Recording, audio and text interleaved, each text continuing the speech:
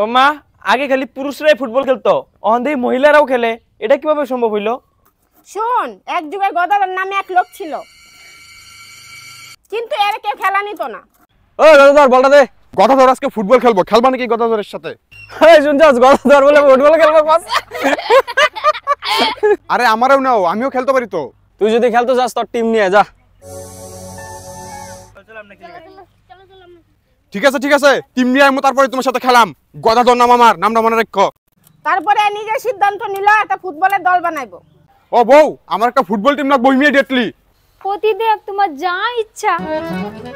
তারপরে তার প্রথম কন্যা সন্তান জন্ম লয়। আমার ছেলে লাগবে, মেয়ে দিয়ে হইব না। এই মেয়ে আমার লাগে না, মেয়েতে আমি ফুটবল টিম বানাবো কিভাবে? কিন্তু সে ছেলের আশায় সন্তান একের পর এক জন্ম দিতেই আসিল, কিন্তু দুর্ভাগ্য বশত তার সব মেয়েই হইল। হায় রে আমার পুরো কপাল, তোমার কইছি যে আমার ফুটবল টিম লাগে, তুমি তো সব মানে সেরি দিয়ে ভরেলছ।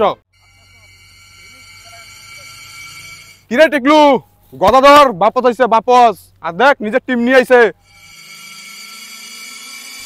খেলবি তোরা আমার টিমের সাথে? কই তোর টিম, যা লয়া খেলাম। এই যে আমার প্লেইং 11, কি কস তোরা খেলবি তো আমার সাথে?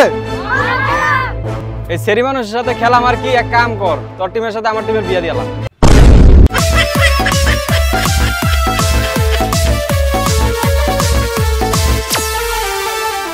ও আচ্ছা আচ্ছা, তারপরে সব মেয়েগুলোরে নিয়ে ফুটবল টিম বানাইছিল না?